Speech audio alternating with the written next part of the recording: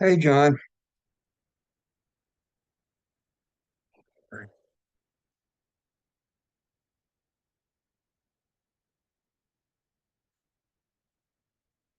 Um, I think you're muted.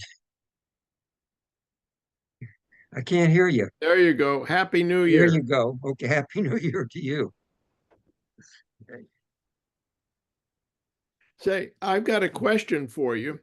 Yeah, You mentioned several classes ago about your service being on a 3-year cycle. yeah, the Torah reading is. The Yeah, Torah readings are on a 3-year cycle. yeah. And what's the reason for that? That's it, well, it makes the service a little bit shorter. If you read the entire thing, but It's seriously, a very pragmatic reason. it's a very pragmatic reason. Yeah, they just in a lot of Orthodox congregations, they do read the whole thing, and it adds a good half hour or so or more onto the service. Oh, okay. Yeah, So I thought maybe it was just different portions of the Torah that were read no, over different years. no, what they call the parshas, the sections are always the same, but you can read the entire parsha at one time, or you can Uh-huh. read the first third on year one, read the middle third on year two, and read the last third on year three, which is what we do. Okay. Yeah. What we're doing in this class, though, we're discussing the entire parsha, but Okay. in the actual synagogue service, but for instance, this coming Saturday, we would only be reading the last third of it. Oh, We're okay. on the third lap of a triennial system this year. Oh, okay. That makes sense. Yeah, Looks like you're hunkered down for some cold weather. we are. Yeah, it's going into the 20s tonight, which in Greenville Ooh, is really cold weather. Yeah, yeah. and it's possible we may get an inch of snow, which No counts as a kidding. major snowstorm here. So Yeah. Well, we're in the low 40s, so for us it's yeah, it's pretty tough. yeah. Okay, well, I think we may have a small group tonight because I got an email from Chris and Rachel, and they won't be able to make it tonight. He's Oh, starting a they new won't. job. Okay. Yes, they'll be out. Um, and I think Harold Lefkowitz is away tonight also, so he'll be out. So I think we might as well go ahead and start. We have a very elite group tonight. So Sure. but basically, what we'll be doing this coming Saturday at the service is finishing up the book of Genesis. We're coming right to the end of it, and the last portion actually begins with chapter 47 of Genesis. 47. Okay. Yeah, and verse 28.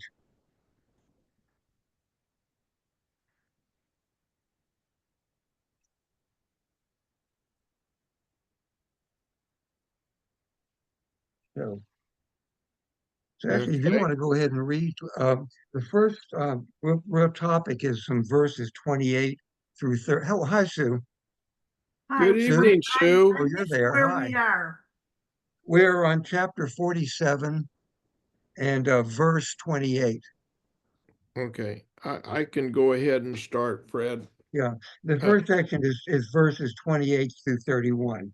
28 through 31. Okay. Hmm. And Jacob lived in the land of Egypt 17 years. So the days of Jacob's, the years of his life were 147 years. And when the time drew near that Israel must die, he called his son Joseph and said to him, If now I have found favor in your sight, put your hand under my thigh and promise to deal kindly and truly with me. Do not bury me in Egypt, but let me lie with my fathers. Carry me out of Egypt and bury me in their burying place. He answered, I will do as you have said. And he said, Swear to me. And he swore to him. Then Israel bowed himself upon the head of his bed. Yeah. There are a couple of interesting things in here. The first thing where he says Jacob lived in the land of Egypt for 17 years. You remember he first came down there because of this big famine. There was the Yes. story of the 7 good years and then the 7 years of famine. And then the second of the bad years, the year of famine, they all come down into Egypt because they're starving in Canaan. But the question really, which the Bible doesn't address at all, is what when the famine was over, which was another 5 years after they got there, why didn't they go home? Why didn't they go back? Yeah. Why didn't they go back? It says here that Jacob lived for 17 years in the land of Egypt. So this is already 12 years beyond, the time of the famine. And so the real, they could have gone back at that point. The famine was over and pretty much skipped the whole slavery thing. You think about it. Um, and there are a number of theories. One is that they were treated so well in Egypt. Joseph is a national hero, essentially saved the country. They were given a big holding in the Nile Delta in Goshen, which supposedly is the one of the best parts of Egypt. And maybe life was just a lot easier in Egypt than it was in Canaan. And so, they just didn't go back. In fact, one theory about why they were enslaved in Egypt is, in a sense, Jacob is ignoring the covenant. Rather than going back to the land that God has promised to him, he's living the easy life in Egypt. The other interesting thing is when he calls his son Joseph, and of course the English translation says, "Put your hand under my thigh," but actually it's not really thigh. The Hebrew word is a euphemism for the genitalia. It says, "Put your hand around my testicles," and which was a very common way of taking an oath, in the ancient Middle East. In fact, we even get our English words testimony and testify from it. Wow. Yeah, we had the same thing earlier on. When Abraham tells his servant, to go back to find a wife for Isaac, he starts off by saying, "Put your hand under my thigh, and swear that you'll find a wife from my old family, to bring back for Isaac." This is the same thing. Um, there really is no biblical Hebrew word for genitalia, and so they kind of work around it by saying thigh. They Hmm. kind of use that as a euphemism. But it's interesting at the very end, Jacob knows that he really belongs back in Canaan, because he tells Joseph, don't let them bury me here. I belong back with my family in Canaan. And so, he will go back eventually, even if it's only after his death. It almost makes the assumption that Joseph was, Fred, we can't hear you. oh, Huh. Oh, okay. You can you okay, Now I I'm turned okay. I think I turned away from my yeah. computer. Okay. But it also almost presupposes that Joseph, because of what he had gained there, Hmm. uh, was well ensconced in Egypt and had no Yeah. desire to go back to Israel. It may very well be. The only memories that Joseph really has of Canaan He are was his a are his teenager, years as a right? child. Yeah, I mean, he lived in Canaan until he was 17, Yeah, and that's the point at which his brother sold him into slavery in Egypt. So yeah. that's the only memories he has of Canaan, and they weren't very good memories. He No, was constantly fighting yeah, with it his was. brothers; they hated him. So, he doesn't have any good memories of Canaan, except of his father, who was kind of, Yeah, who was coddling him. But his father's with him in Egypt now, so why go back? yeah. Okay, the next section is interesting. It involves Joseph's children. And this is now we're in chapter 48, and it's verses 1 through 7 in chapter 48. So you Okay, want to read that? sure. Can find it, I will. Okay. 48, sometime afterward, Joseph was told, your father is ill. Is that where we Yeah, are? yes, that's it. Okay. Yeah, those 7 verses. Okay, so he took with him his two sons, Manasseh and Ephraim. When Joseph was told, your son Joseph has come to see you, Israel summoned his strength and sat up in bed. And Jacob said to Joseph, El Shaddai appears to me at once in the land of Canaan, and he blessed me and said to me, I will make you fertile and numerous, making of you a community of peoples, and I will assign this land to your offspring to come for an everlasting possession. Now your two sons who were born to you in the land of Egypt before I came to Egypt shall be mine. Ephraim and Manasseh shall be mine no less than Reuben and Simon. But prodigy born to you after them shall be yours, and they shall be recorded instead of their brothers in their inheritance. I do this because when I was returning from Paddan, Rachel died to my sorrow, and while I was journeying in the land of Canaan, while some distance short of Ephraim. I buried her there on the road to Ephraim, now Bethlehem. So basically, what he's doing, he's taking Joseph's two sons and adopting them as his own sons, not just as his grandsons, which means there will not be a tribe of Joseph in Israel. There'll be two tribes of Ephraim and Manasseh. And of course, when you think about that, that way add up to 13 tribes, rather than the 12 we think about. But when they divided up the land, the tribe of Levi, the Levites, they were set aside. They didn't get a grant of land. They were just scattered through all the other tribes. So as far as dividing up the land was concerned, there were still 12 tribes. Manasseh and Ephraim instead of Joseph. And but tribe of Levi, in a sense, dropping out when it came to dividing the land. So you still ended up with the 12 tribes. And here again, it really shows that I think that Jacob always considered Rachel to be his only real wife. He never wanted to marry Leah. The other two were just handmaidens that were thrown into the bargain. But he always thought that his real wife was always Rachel. And this means he can have three tribes, from Rachel rather than just two. It's sort of a way of honoring Rachel, honoring her memory. And then the way he blesses those children, those kind of interesting. It's the next section, and this is chapter 48, and it goes from 8 to 22, verses 8 to 22. Someone wants to read that. Sure, I'll go ahead. When Israel saw Joseph's sons, he said, "Who are these?" Joseph said to his father, "These are my sons whom God has given me here." And he said, "Bring them to me, please, that I may bless them." Now the eyes of Israel were dim with age, so that he could not see. So Joseph brought them near him, and he kissed them and embraced them. And Israel said to Joseph, "I never expected to see your face, and behold, God has let me see your offspring also." Then Joseph removed them from his knees, and he bowed himself with his face to the earth. And Joseph took them both, Ephraim in his right hand toward Israel's left hand, and Manasseh in his left hand toward Israel's right hand, and brought them near him.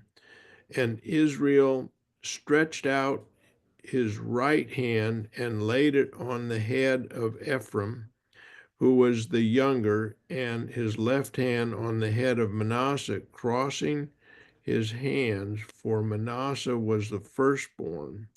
And he blessed Joseph and said, "The God before whom my fathers Abraham and Isaac walked, the God who has been my shepherd all my life long to this day, the angel who has redeemed me from all evil, bless the boys, and in them let my name be carried on, and the name of my fathers Abraham and Isaac, and let them grow into a multitude in the midst of the earth." Do you want me to read all the way to Uh, 22? yeah, go all the way to 22. Okay. When Joseph saw that his father laid his right hand on the head of Ephraim, it displeased him, and he took his father's hand to move it from Ephraim's head to Manasseh's head. And Joseph said to his father, "Not this way, my father. Since this one is the firstborn, put your right hand on his head." But his father refused and said, "I know, my son, I know. He also shall become a people, and he also shall be great. Nevertheless, his younger brother shall be greater than he, and his offspring shall become a multitude of nations."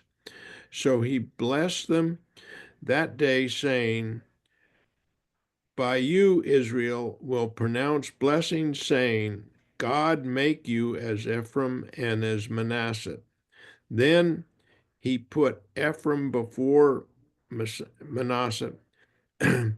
Then Israel said to Joseph, Behold, I am about to die, but God will be with you and will bring you again to the land of your fathers. Moreover, I have given to you rather than to your brothers one mountain slope that I look from the hand of Amorites with my sword and with my bow. Yeah, yeah. The thing with Ephraim and Manasseh is really interesting.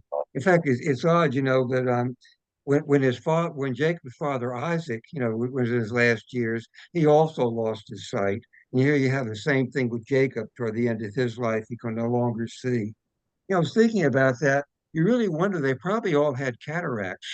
Because with We can us, relate to that. yeah, we can relate to anybody who gets into their 60s or 70s. The majority of people who live that long are going Yeah. are going to have cataract surgery, and you figure probably in the ancient world, if you got past around 70, you probably more likely than not you did have cataract, which got worse, from year to year, and this is probably what's going on here. Um, the thing about reversing his hands. It doesn't come across in the English translation, but the Hebrew word for reversing the hand is sakal. That's the word the Hebrew text use. But sakal also has a secondary meaning of acting wisely. So the word really has a double meaning. One is crossing your hands, the other is acting wisely. There's a Yiddish word derived from that called seichel. If you say someone has seichel, it means they have good sense. They're wise. Um, and this became a big deal later on in Jewish history because the monarchy in Israel eventually went to the tribe of Judah. David is of the tribe of Judah and his son Solomon. But after Solomon's died, the kingdom fell apart. There was revolt against Solomon's son Rehoboam, and the 10 northern tribes broke away, to form their own nation, Samaria. And the leader was the tribe of Ephraim. Jeroboam, who was the tribal leader of the tribe of Ephraim, was the one who led the rebellion against the house of David and broke away.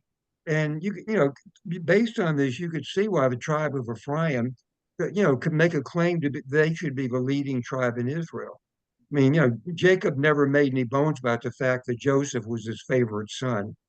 And here he adopts the two sons of Joseph, and especially makes Ephraim, gives him the blessing of the older child, who though he isn't. And so the tribe of Ephraim, can make a pretty strong case that they ought to be the royal house of Israel. And eventually they did break away to form their own country after Solomon died. The other thing, where he says, "Make the blessing, may God make you as Ephraim and Manasseh." This actually has become a tradition in a lot of Orthodox homes. It's traditional that before the Friday night Shabbat dinner, you bless the children. And what the father will do is put his hands on the heads of the boys and say, "May God make you as Ephraim and Manasseh." If they're girls, the blessing is, "May God make you as Rachel and Leah." And it really comes from this part of the Torah here. Um, the very last part about verse 22. I give you a portion above your brothers, which I took away from the Amorite with my sword and my bow. And nobody really knows what this verse is about because there's nothing previously in the Bible about Jacob ever being in any kind of battle or any kind of war with the Canaanites. Amorites are just another name for the Canaanites. And this is the first time anything's mentioned about Jacob being in any kind of a battle, with the Canaanites. And so it's not really clear what this is all about with this last verse. And it refers to a mountain slope rather than a land of Canaan. Yeah, well, the Amorites, yeah, but they're used interchangeably with the Canaanites. Apparently, they're the same people. But there's no previous mention of any fighting that went on between Jacob and the Canaanites. This is Hmm. this is the only mention of it in the Bible, so nobody knows exactly what he's referring to. Then we're starting with the next section with chapter 40, and this is the death of Jacob. But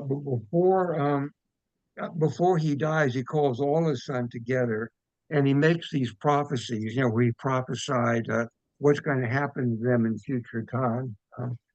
Harold, would you like to do some reading? Okay. Why don't you uh, read the first 12 verses, 1 through 12 on chapter 49. Okay. And Jacob called his sons and said, come together that I may tell you what is to befall you in days to come. Assemble and hearken, O sons of Jacob. Hearken to Israel your father. Reuben, you are my firstborn, my might and first fruit of my vigor, exceeding in rank and exceeding in honor. Unstable as water, you shall excel no longer. For when you mounted your father's bed, you brought disgrace, my couch he mounted. Simeon and Levi are a pair. Their weapons are tools of lawlessness. Let not my person be included in their council. Let not my being be counted in their assembly. For when angry, they slay men, and when pleased, they maim oxen. Cursed be their anger so fierce, and their wrath so relentless. I will divide them in Jacob, scatter them in Israel.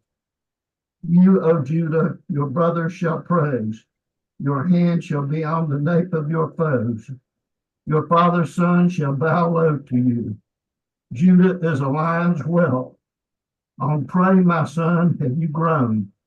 He crouches, lies down like a lion, like the king of beasts who dare rouse him. The scepter shall not depart from Judah, nor the ruler's staff from between his feet, so that tribute shall come to him, and the homage of peoples be his. He tethers his ass to a vine, his ass's foal to a choice vine. He washes his garment in wine, his robe in blood of grapes. His eyes are darker than wine. His teeth are whiter than milk. Yeah. Zebulun So that's the first four. Now, you can stop at that point. Yeah, Okay. this is the first four sons, and of course these are all Leah's children. These are his first four sons by Leah, and normally, again, you the honor would go to the firstborn, which is Reuben, but Reuben essentially. What he's saying is he's strong, but the Hebrew it's kind of hard to translate. It's really unstable as water. Reuben is just too emotional. You may remember when the brothers went down into Egypt and Joseph tells them, you can't come back to buy any more food unless you bring your little brother Benjamin along, the next time with you. And they tell Jacob this, and Jacob says, no, I won't let Benjamin go. I've already lost Joseph, and if something happens to Benjamin, he's my only other child by Rachel. And Reuben makes this crazy thing. Well, if I don't bring him back, you can kill my two sons. Just kind of a bizarre thing to say. He means well, but he's emotional. He's not really thinking clearly. So that's one strike against him. And the other is, remember, was mentioned earlier. He slept with one of his father's wives. It was, I think, Bilhah, one of the handmaidens that Jacob already married, and Jacob has never forgiven him for that. So he's knocked off the list. He's not going to be the leader in Israel.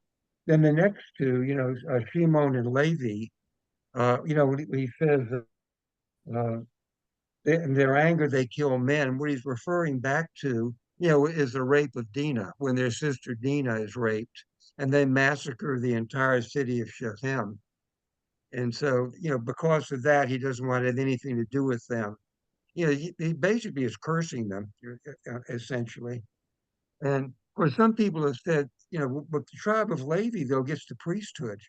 I mean, the tribe of Levi gets Moses and Aaron, they get to be the priests in the temple. So, but on the other hand, the Levites are the only tribe that are not going to get any land of their own. They're going to be dependent on the other tribes, for a living. And in those days, your wealth is measured by how much land you have, and they're not going to be given any land. So in a sense, that's their punishment. And then, of course, the fourth son is Judah. And here he's the one, as they say, he's going to be the leader. The scepter shall not depart from him, or from between his legs. So also they compare him to a lion, and that became a standard description. You talk about the Lion of Judah, and you often see that, that image of a lion that'll be embroidered on a Torah scroll cover or somewhere else in a synagogue. The idea of Judah as a lion. And then he goes on, with verses 13 and 14 and 15 and 16 with some of the other brothers, Zebulun, Issachar, Dan. He goes on with God and Asher. But the important one is the next is on verse 22 when he gets to Joseph. Um, and Joseph is verses 22 through 26. And I'll go ahead and read that one. With verse 22, young wild ass Joseph, young wild ass along a spring, donkeys along a wall. Bitterly they shot at him, the archers assailed him, yet firm remained his bow, and agile stayed his arms and hands, by means of the hands of Jacob's champion, up there the shepherd, the stone of Israel. By your father's God may he help you, and the Almighty may he give you blessing. Blessings of the heavens from above, blessings of the ocean crouching below, blessings of breaths and womb. May the blessings of your father transcend the blessings of the eternal hills, the bounds of the hills without age. May they fall upon the head of Joseph, upon the crown of the consecrated one among his brothers. Now, this is the only one of his brothers who he really praises like he does Judah.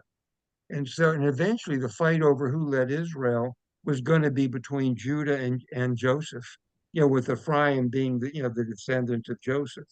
And you see it foreshadowed over here. The other brothers, get pretty routine predictions, but it's Judah and Joseph who the father really blesses.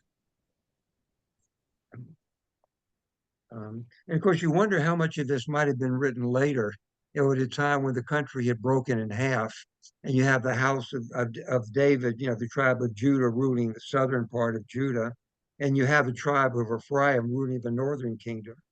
And some of this may have been written to try to justify their claims to the leadership in Israel, later on in Jewish history. Um, And then, starting with the next section, it describes the actual death and the funeral of Jacob, and that goes from verse 28 in chapter 49, and it goes through verse 14 of chapter 50. So, if someone want to read that,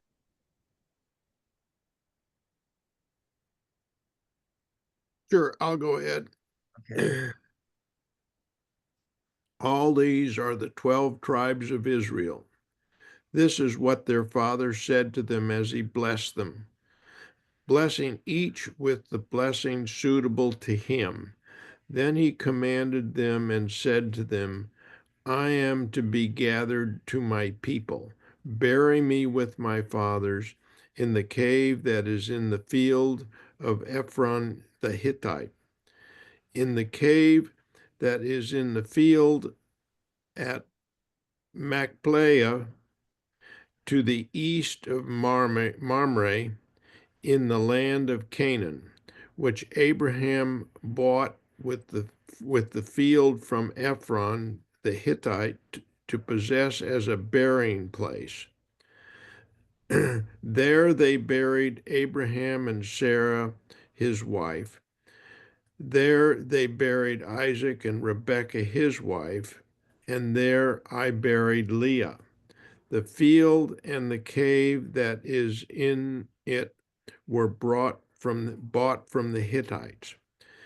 When Jacob finished commanding his sons, he drew up his feet into the bed and breathed his last and was gathered to his people. Then Joseph fell to his father's face and wept over him and kissed him. And Joseph commanded his servants, the physicians, to embalm his father. So the physicians embalmed Israel.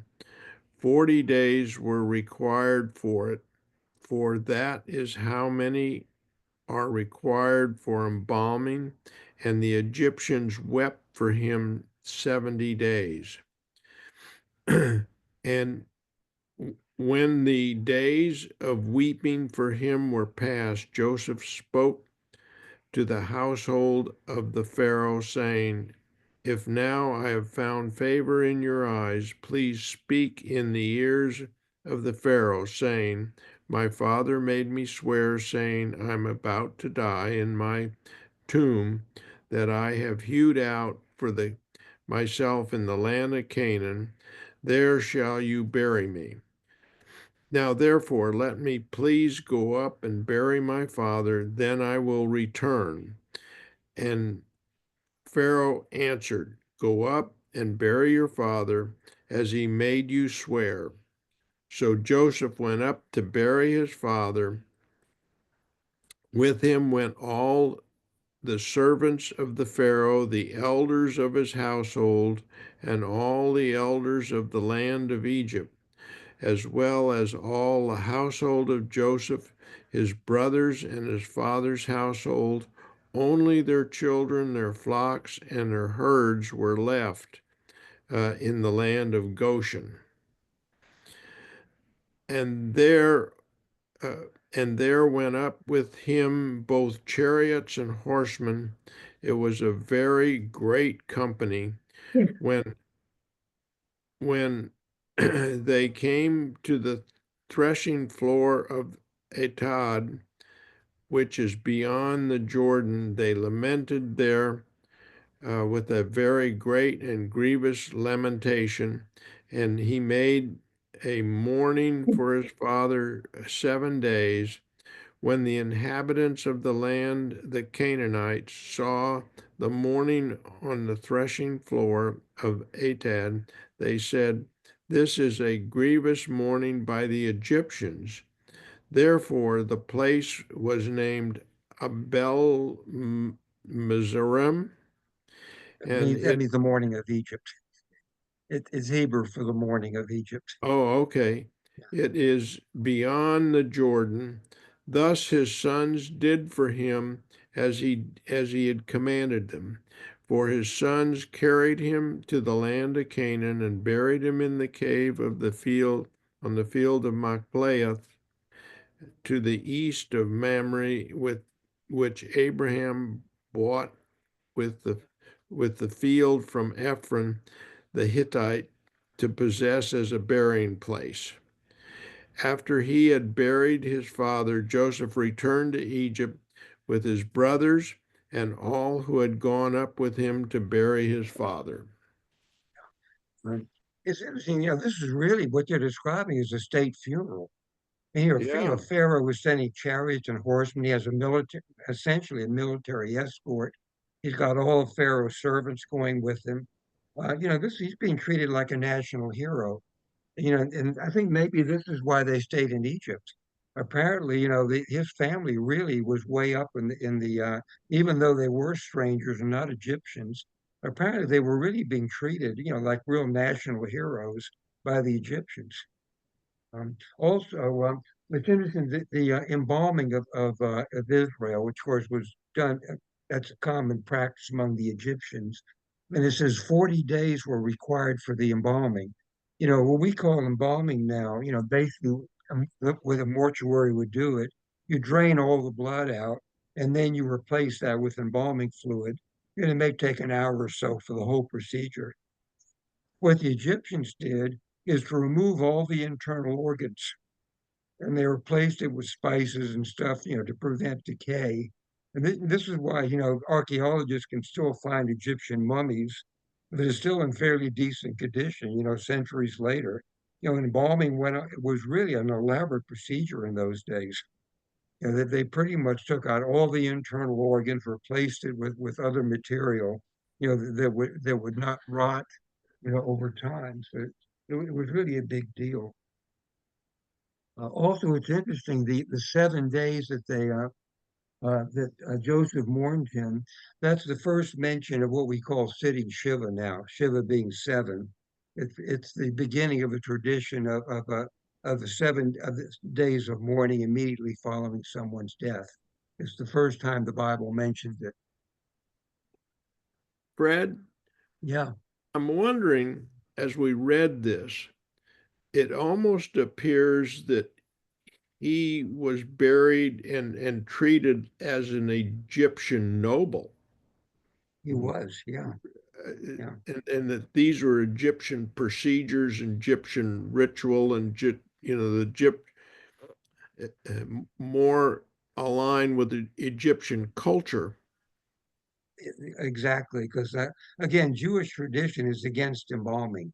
Yeah, Yes, well, I was in going to Jewish say, tradition, you don't embalm anyone. Yeah, this yeah, is purely Egyptian. Yeah, Joseph yeah, was, uh, and which may be another reason, why they stayed. Apparently, they had assimilated, at least partly, into Egyptian culture mm-hmm. while they were there. So it may be another reason why they were in no hurry to get back to Canaan. In fact, the other thing which is interesting, we won't get to this till the book of Exodus, but one of the things that after the Exodus from Egypt that Moses does in the desert is to circumcise all the male Israelites. So it turns out during that period of slavery, during that long period in Egypt, they had apparently become so assimilated into Egyptian culture, they no longer were practicing circumcision, which is one of the most basic commandments of God, to Abraham for his Yeah. and that they had lost that sometimes over time. So there apparently there was some assimilation into Egyptian culture. Okay. Why don't Jews And, embalm, Fred? the idea is the body should be allowed to go back naturally into the earth. Nothing artificial should be done to it. That's why we don't do cosmetic stuff. The Yeah. way some funeral homes do. There's no embalming. In fact, even though a lot of Jews are doing it now, the tradition really is against cremation. The idea is the body should not be tampered with in any way. It should be just allowed to naturally go back, to the earth. And then, the book finishes the last part of it is from verse 15 to the end of the book, through verse 26. Sue, you want to read that? Sure. When Joseph's brothers saw that their father was dead, they said, "What if Joseph still bears a grudge against us and pays us back for all the wrong that we did him?" So they sent this message to Joseph: "Before his death, your father left this instruction. So shall you say to Joseph, 'Forgive, I urge you, the offense and guilt of your brothers who treated you so harshly. Therefore, please forgive the offense of the servants of God of your father.'" And Joseph was in tears as they spoke to him. His brothers went to him themselves, flung themselves before him, and said, "We are prepared to be your slaves." But Joseph said to them, "Have no fear. Am I a substitute for God? Besides, although you intended me harm, God intended it for good, so as to bring about the present result, the survival of many people. And so fear not, I will sustain you and your children." And thus he reassured them, speaking kindly to them. So Joseph and his father's household remained in Egypt. Joseph lived 110 years. Joseph lived to see the children of the third generation of Ephraim. The children of Machir, son of Manasseh, were likewise born upon Joseph's knees. At length, Joseph said to his brothers, "I am about to die. God will surely take notice of you and bring you up from this land, so that the land that he promised you on oath to Abraham, to Isaac, and to Jacob." So Joseph made the sons of Israel swear, saying, "When God has taken notice of you, you will carry my bones from here." And Joseph died at the age of 110 years, and he was embalmed and placed in a coffin in Egypt. Mm. He was embalmed also. Um, it's interesting. Joseph said to his brothers, "I'm dying." Joseph is the youngest, well, except for Benjamin, his younger brother. Of all the brothers, Joseph is the youngest. Joseph and Benjamin are the youngest. And here he appears to be dying before his brothers. Yeah, we don't know that maybe some of his older brothers died before him. We don't know about how long they lived. The other interesting thing is, the Bible never really tells us how long was it until the new Pharaoh came to the throne who began to enslave the Israelites. We're not given that time. But here we know that Joseph died 110 years old. And we're told earlier on when he interprets Pharaoh's dream, when he's first raised to honor in Egypt, he was 30 years old. So there were at least something like 80 years. There were 80 years that they were living in Egypt when Joseph was still alive. So we know it's that long. And the other clue really is, when you start the book of Exodus, the reason given for the Egyptians uh, starting to enslave the Hebrews is they said, they're growing too fast. There are too many of them. They may take over the country. But we know that when Jacob comes down with his family to Egypt, there are only 70 people. So you have to figure how long would it take, for 70 people to grow to the extent, that the Egyptians are really worried about their numbers. And you figure it has to be at least 3 or 4 generations, maybe longer. So we're talking, it's got to be at least a century, probably more, after Jacob comes into Egypt, that this new Pharaoh, changes his attitude toward the Hebrews. Although the Bible never really tells us how long it was. It also, when you stop and think of the the fact that they seem to be fully part of Egyptian society and really up in the upper echelons of the ruling class, Mhm. and then all of a sudden there's a new pharaoh, and he then begins to reverse all of that. Right. Yeah. Yeah. I mean, apparently the new Pharaoh sees them as aliens, which in a sense they really are. Yeah, You know, even though Joseph, in a sense, saves the Egyptians, by having Pharaoh store away grain during the good years and getting through the famine, still he's an outsider. And there's got to be some resentment among other Egyptians, especially of the higher up Egyptian families, to see this alien Hebrew, riding around in his chariot and getting all sure. this favor from the Pharaoh. So I would guess it was probably a little bit of resentment below the surface, even at the very beginning. But it wasn't for at least another century after the death of Joseph, maybe even a century after the death of Joseph. We don't know, but it finally came to the surface. There was finally a Pharaoh, who Joseph has faded out of national memory, and all they know now is these aliens are living among us, and how do they get to be so numerous and so wealthy? Sounds very familiar, doesn't it? It does, yeah, it does. Okay, so next week we start off that finishes Genesis actually. So the Saturday after next, we start reading the first portions of the book of Exodus. So Okay. we'll start on that next Tuesday, and Chris and Rachel should be back next Tuesday also. Fred, Yeah. if you look at Egyptian history for that period of time, how does that Mhm. reflect on Joseph? Does it all align and match? Because the Egyptians had a pretty advanced society in terms He of did, their yeah. record keeping and the detail of which they knew everything that Mhm. was taking place. Yeah, and there are no records of any of this, in what the archaeologists have found. Even though you're right, there are extensive records. I mean, they kept track of everything that happened.